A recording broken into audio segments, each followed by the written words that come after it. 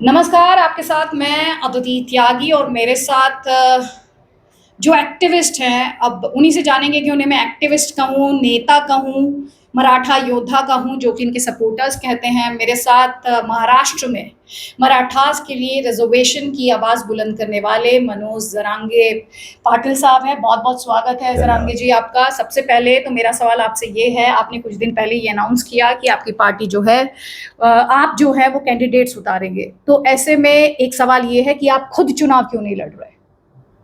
नाही शेवटी लोकांच्या भावनेचा कदर करायला लागतो.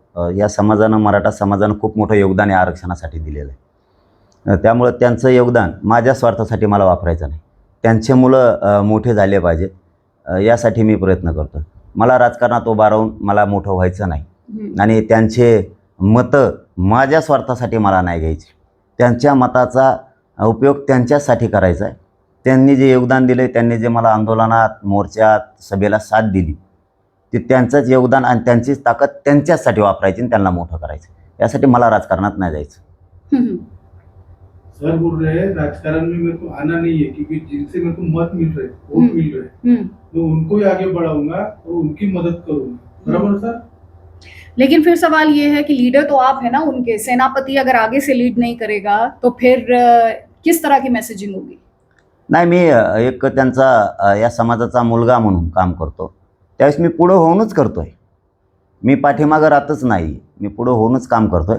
फक्त मला स्वार्थी बनायचं नाही आहे. त्यांच्या मताच्या जीवावर, त्यांच्या ताकदीच्या जीवावर मला राजकारणात जाऊन मंत्री आमदार नाही व्हायचं. मला त्यांनाच बनवायचं आहे. आणि ही उलट चांगली घटना आहे की लोक दुसऱ्याच्या मताचा, ताकदीचा उपयोग स्वतःसाठी करतात.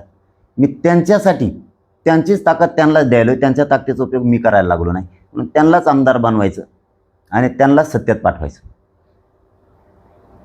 सर बोल रहे हैं मेरे को उनको जो लाना है उनके लोगों को कि उनके स्वार्थ यानी मतलब ही से उनको ठगाना नहीं है लेकिन उनको ही मेरे को जीताना है और उनकी ताकत से यानी उनकी ताकत से मैं उनको लेके आऊंगा आगे। ऐसे बोल रहे बराबर सर। तो आप कह रहे हैं कि आप उन्हें आगे लेकर आएंगे। ऐसे में मेरा सवाल आपसे ये है कि आपकी लड़ाई है किससे? आपकी लड़ाई महाविकास अघाड़ी से है, आपकी लड़ाई महायुति से है? क्योंकि अभी तक जो हमने आपकी पॉलिटिक्स देखी है उसके मुताबिक ये लड़ाई आपकी महायुति से दिखाई देती है। शेवटी आता महायुतीत सत्तेत आहे आणि विशेष करून देवेंद्र फडणवीस. पक्षाचा दोष नसतो, पक्ष चालवणाऱ्याचा दोष आहे की त्यांनी मराठ्यांवरती अन्याय केला आहे. मराठ्यांना मिळणारं आरक्षण मिळू दिलं नाही. याला पूर्ण जबाबदार देवेंद्र फडणवीस आहे. देवेंद्र फडणवीसांनी मराठ्यांचे खूप हाल केले. देवेंद्र फडणवीसांनी इतकं वाटोळं मराठ्यांचं दुसरं कोणीच केलं नाही. त्यामुळं पक्ष म्हणण्यापेक्षा पक्ष चालवणारा नेता चांगला नाही आहे. त्यामुळे त्यांचा पक्ष ते संपवायला लागलेत मराठ्यांच्या विरोधात जाऊन. आणि मराठ्यांना संपवणारे मराठ्यांनी आत्तापर्यंत संपवलेले. त्यामुळे त्यांचं राजकारणात आम्ही त्यांचा 100% सुपडा साफ करणार. कारण त्यांनी आमचं आरक्षण दिलं नाही आणि आम्ही जे मागितलं नाही ते आरक्षण दिलं आणि आमचं EWS आरक्षण घातलं. त्यामुळे देवेंद्र फडणवीसांना आणि देवेंद्र फडणवीसमुळं त्यांच्या पक्षालासुद्धा आणि सत्तेलासुद्धा किंमत मोजायला लावणार आहेत. आम्ही सुपडा साफ करणार त्यांचा. वो बोल रहे देवेंद्र फडणवीस की वजह से हमको मराठा आरक्षण जो मिलना था वो मिला नहीं और जो उनके जो सत्ते में जो है सरकार में फडणवीस के साथ में जो है उनकी सत्ता भी आनी नहीं थी। ऐसी ही वो तो आपको एकनाथ शिंदे से भी, सीएम एकनाथ शिंदे से भी दिक्कत है? शिंदे जबाबदार आहे की नाही यापेक्षा सरकार कोणी बनवलं आहे? देवेंद्र फडणवीसांनी. चालवणारे तेच आहेत. ते उगा नाममात्र आहे. ते मंत्रिमंडळाला काम करू देत नाही देवेंद्र फडणवीस. दोषी सगळा देवेंद्र फडणवीसच. वो बोल रहे हैं उनका कुछ लुकआउट नहीं है एकनाथ शिंदे साहब का। जो सत्ता चलाने वाला आदमी है वो देवेंद्र फडणवीस बनाने लगा बीती हुई. ठीक है, आप ये कह रहे हैं कि देवेंद्र फडणवीस सरकार चला रहे हैं। फिर मेरा आपसे सवाल होगा कि आप रिजर्वेशन की बात कर रहे हैं। एक तरफ विदर्भा के जो मराठास हैं उनको ओबीसी में रिजर्वेशन है, दूसरी तरफ SCBC में सरकार ने इंक्लूड किया है मराठास को। उस पर अब आप ये कह रहे हैं हम ऑलरेडी 20% रिजर्वेशन पर मराठास की बात यहाँ पर कर रहे हैं और आप कह रहे हैं कि अब आपको मराठास के लिए और ऊपर से ओबीसी में रिजर्वेशन चाहिए। तो ये कितना जायज़ है? विदर्भातले कुणबी मराठी आणि आम्ही एकच आहेत. आम्ही वेगळे नाही आहेत. कारण एक मराठा आरक्षणात आहे दुसरा मराठा आरक्षणात नाही आहे. हेच तर आमचं भांडण आहे. आम्ही ओबीसी आरक्षणातच आहेत, ते आरक्षणात आहेत म्हणजे ते आमचे भाऊच आहेत. म्हणजे एक भाऊ आरक्षणात आहे आणि दुसरा आरक्षणात नाही, असं देशात कुठंच होऊ शकत नाही. त्यामुळे आम्ही सगळे एक आहेत. आणि ECBCचं आरक्षण दिलं ते काय आम्ही मागितलं नव्हतं, कारण ते टिकणारच नाही, ते 50%च्या वरती जाते. आणि इंदिरा साहनीचं जजमेंट सांगतं 50%च्या वर आरक्षण देता येत नाही. ते जाणून बुजून देवेंद्र फडणवीसने आम्हाला दिले. आमचं हेच म्हणणं आहे की ओबीसी आरक्षणात आम्ही पूर्वीपासून आहेत. आमचा एक भाऊ आरक्षणात आहे, दुसरा का नाही. ओबीसी में जो दो लोग हैं, हाँ ठीक है, एक को आरक्षण मिल रहा है, लेकिन ओबीसी में जो दूसरा है वो उनको भाई मोर बोल रही है, लेकिन उनको आरक्षण क्यों नहीं, ऐसा बोल रहे हैं। विदर्भ की मराठा से हमारा रोटी जी जी, तो वो कुणबी में है। इनफैक्ट जो उधर का मराठा है वो भी तो आपको सपोर्ट नहीं कर रहा है। कोण म्हणतं, कोण म्हणतं असं सपोर्ट नाही करीत आम्हाला? नहीं तो इवेंचुअली तो आप उन्हीं के रिजर्वेशन में उनका रिजर्वेशन बटेगा आगे। अहो एक भाऊ, उदाहरणार्थ आपल्या बापाची प्रॉपर्टी, एक आपल्या बापाला 2 मुलं आहेत, एकाला दिली आणि एकाला दिली नाही, आम्ही ती मागतोय. एकाला दिली आणि एकाला का देत नाहीत? एक पिताजी के 2 लड़के हैं, हाँ। एक को प्रॉपर्टी मिल रही है, लेकिन दूसरे को क्यों नहीं मिल रही, इसलिए हम मांग रहे नहीं तो हैं। दिया ना उन्होंने, SCBC में रिजर्वेशन दिया और जिसमें आपने लोगों को अप्लाई नहीं करने दिया। आमचा एक भाऊ ओबीसी आरक्षणात आहे, दुसरा ECBCत कशामुळं, काय कारण? तो आप ये कह रहे हैं कि एक अगर OBC में आरक्षण मिला है तो दूसरा SCBC में कैसे हो सकता है, यही कहना चाह रहे हैं ना आप मुझसे? आप ये बताइए कि आपको देवेंद्र फडणवीस से दिक्कत है, जिनके द्वारा आपको पहले भी रिजर्वेशन दिया गया है, आपको उनसे दिक्कत क्यों नहीं है जिन्होंने महाराष्ट्र में इतने सालों शासन किया? आपको उनसे दिक्कत क्यों नहीं है जिन्होंने, जब ये मामला कोर्ट में था तो ये कहा जाता है उन्होंने सही तरीके से ट्रांसलेशन ऑफर नहीं की? आपको उनसे दिक्कत क्यों नहीं है इतने सालों जिन्होंने राज किया? और इवेंचुअली आज आपको इस प्रोटेस्ट पे अगर बैठना पड़ा तो उनकी जिम्मेदारी से भी तो आप इनकार नहीं कर सकते, चाहे वो शरद पवार की NCP हो या फिर कांग्रेस पार्टी हो। ते आम्हाला देत नाहीत, त्यांनी आम्हाला दिलं नाही, त्यांनी आमचं वाटोळं केलंय, म्हणून तर यांना निवडून आणलंय ना मी. म्हणून हे देत नाहीत का आम्हाला? त्यांनी दिलं नाही आम्हाला माहिती आहे, म्हणून आम्ही तुम्हाला निवडून आणलंय. तुम्ही का देत नाहीत? त्यांचं नाव बार बार सांगता, त्यांनी दिलं नाही, त्यांनी दिलं नाही म्हणून तुम्हाला निवडून आणलंय ना. बीजेपी ने हमको दिया नहीं, इनका कहने का मतलब ये है कि बीजेपी हमको देने वाले थे, तो इसलिए हमने उनको जीत के दिया, लेकिन अभी उन्होंने दिया नहीं, इसलिए हम दूसरी पार्टी को जीत का ला रहे हैं। नहीं, लेकिन मेरा आपसे नाही सवाल नाही, ये चुकीचं है, सांगितलं तुम्ही. त्यांनी सांगितलं की त्या शरद पवार किंवा काँग्रेसने आम्हाला दिलं नाही, तुम्ही त्यांना का दोष देत नाहीत, असं त्यांचं म्हणणं आहे. तर मी त्यांना असं सांगितलंय की ते देत नाहीत काँग्रेसवाले आम्हाला, त्यांनी आमचं वाटोळं केलंय, म्हणून तर आत्तापर्यंत यांना निवडून आणलं होतं आम्ही 15 वर्ष, देवेंद्र फडणवीसला, भाजपला. ते देत नाहीत म्हणून यांना आलं, हे सुद्धा देत नाहीत. कांग्रेस को, यानी कांग्रेस दे रहे नहीं थे इसलिए इनको लाया, तो अभी ये भी नहीं दे रहे बोलते। नहीं, लेकिन आपकी राजनीति से तो उन्हीं को फायदा हो रहा है ना। अभी जब लोकसभा इलेक्शंस हुए तो आपने बीजेपी को नुकसान पहुंचाया और आपने महाविकास आघाड़ी को फायदा पहुंचाया। तो आपका गुस्सा सिर्फ महायुति के खिलाफ है, आपका गुस्सा उनके खिलाफ नहीं। आप खुद कह रहे हैं कि वो नहीं दे रहे थे, आपका गुस्सा सिर्फ इनके खिलाफ है, महायुति के खिलाफ है। वही मेरा एग्जैक्टली सवाल है आपसे। तुम्ही जिथं काम करताय ज्या चॅनलवरती, त्यांनी जर तुम्हाला पगार नाही दिला, तुम्ही गुस्सा कोणावर करणार? अगर मेरा चैनल मुझे मेरी पगार नहीं देगा, तो अगर मैं उस चैनल में काम नहीं करूंगी तो मैं उस चैनल के पास भी नहीं जाऊंगी जिस दूसरे ने मुझे मेरी वो पगार नहीं दी और मुझे मजबूर किया कि मैं इस चैनल में आऊं जो मेरी आज की तारीख में पगार नहीं दे रहा। त्याच्यासाठी आम्ही सुद्धा उमेदवार उभा करायचं ठरवलंय, इसलिए उन्होंने उम्मीदवार खड़ा करने के लिए सोचा। तो आप, लेकिन फिर नहीं, उसी सवाल पर फिरच मैं आ असतं रही हूँ, इथं. लेकिन आपने वोट किसके काटे हैं? आप दोनों के वोट नहीं काट रहे हैं ना। आप वोट काट कर महायुति के आप जिता रहे हैं महाविकास आघाड़ी को। ये हमने पार्लियामेंट्री इलेक्शंस में देखा, यही हम अब देख रहे हैं। और मैं आपसे ये सवाल इसलिए पूछ रही हूँ मनोज जी, ये सवाल क्योंकि जिस कांग्रेस पार्टी की मैं आपसे बात कर रही हूँ उसी के, चाहे वडेट्टीवार साहब हो, चाहे नाना पटोले हो, नाना पटोले ने ये कहा आपके दादा मराठा थे, आपके पिता मराठा थे, आप ओबीसी में क्यों जाना चाहते हैं? अरे ओबीसीतच आहेत ना आम्ही, आमचा एक भाऊ ओबीसीत आहे, आमची प्रॉपर्टी इथं आहे, आम्ही इथंच मागणार ना. तुमची प्रॉपर्टी दिल्लीत आहे, तुम्ही इथं मागणार का अंतरवाली द्या म्हणून? ये बोल रहे हैं इनकी प्रॉपर्टी यहीं पे है। फॉर एग्जांपल के तौर पे ओबीसी आपको पता है ओबीसी थे कि आपकी अगर प्रॉपर्टी दिल्ली में है तो आप ये मराठा में मांगोगी। नहीं नहीं, लेकिन नाना पटोले क्या कह रहे हैं? नाना पटोले तो यहीं के हैं ना, नाना पटोले तो महाराष्ट्र अरे के बाबा हैं। कोण काय म्हणतं त्याच्याशी आम्हाला नाही देणं घेणं. हाँ, तुमची प्रॉपर्टी दिल्ली दे, मैं समझ तुम्ही गई, इथं मेरी आंतरवालीच property मागणार का? दिल्ली की है। आम्ही तुम्हाला इथं देतो. घेणार का तुम्ही? नाही घेणार, तुम्ही दिल्लीतच घेणार.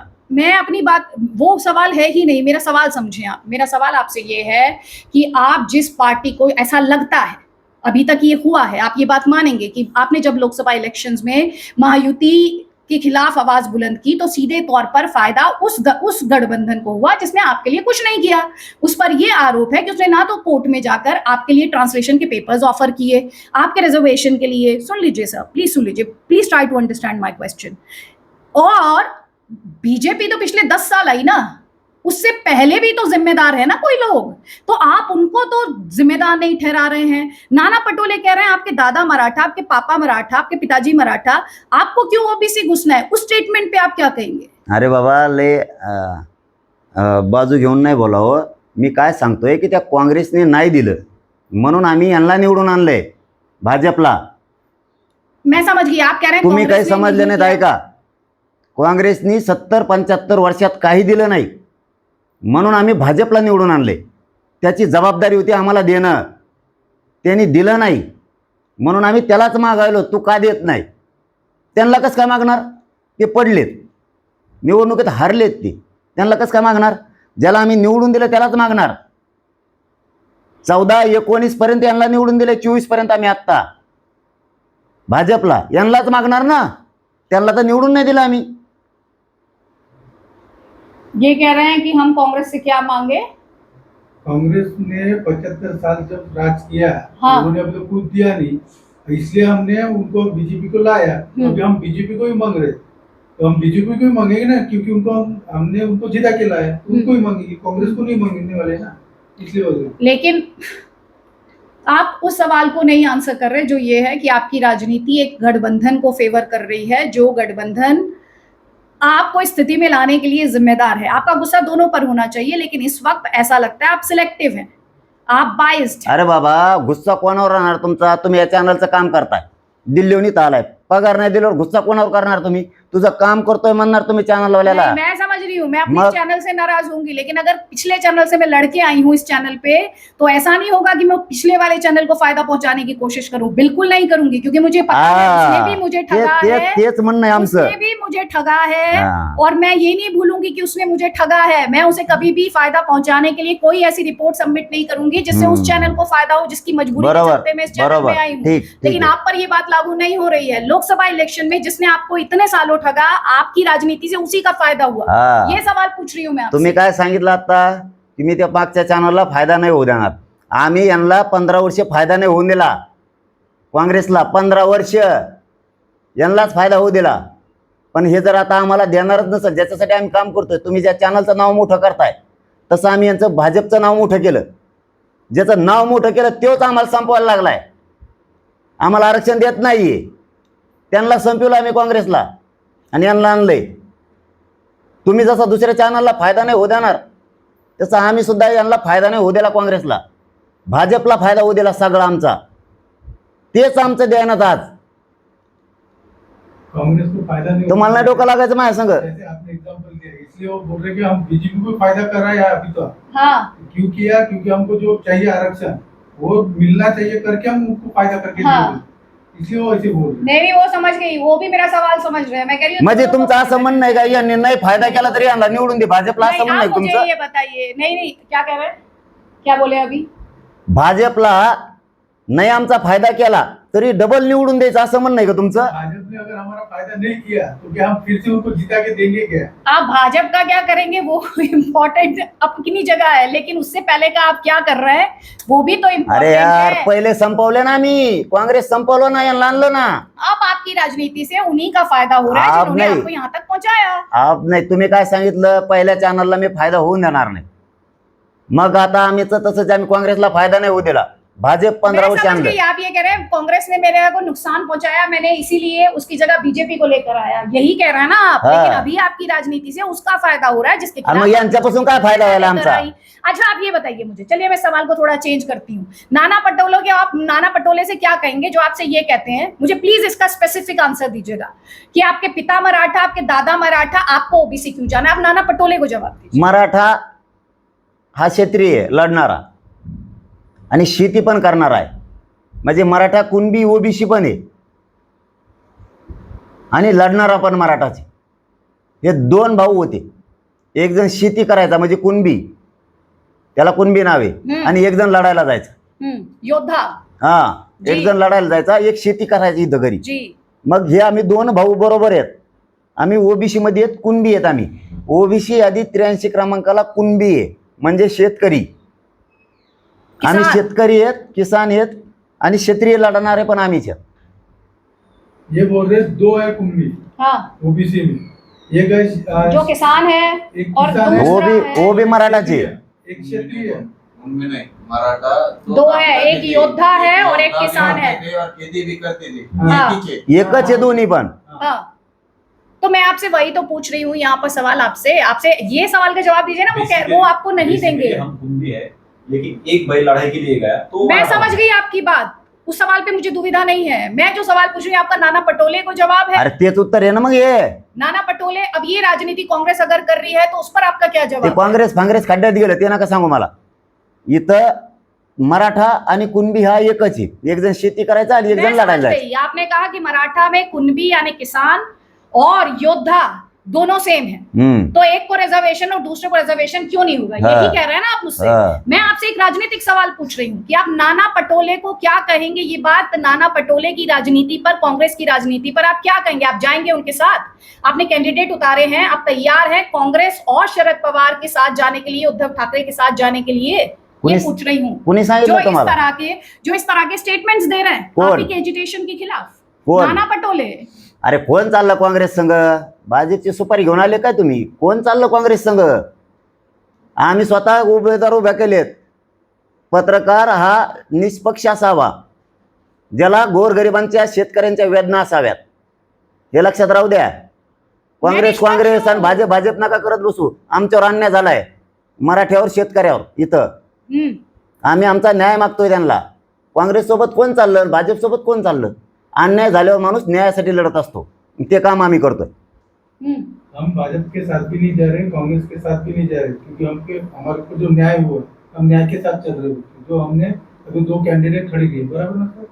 दो आप- पूरे चल रहा है। जो आप कैंडिडेट्स उतार रहे हैं, जब वो जीत कर आएंगे, आपका कॉज है मराठा रिजर्वेशन, यही चाहते हैं ना मराठाओं को आरक्षण मिले, ओबीसी में आरक्षण मिले। जब वो जीत कर आएंगे तो आप ये कैसे, क्योंकि जनता तो उनको मराठा वेळ आहे आरक्षण पर यांचा? वोट देगी, हाँ। मराठा आरक्षण पर वोट देगी, उसके बाद आपकी राजनीति क्या होगी? किसके साथ जाएंगे आप? ते नंतर बघू. ते नंतर विषय असतो. लगेच तुम्हाला सांगायचा विषय नसतो तो.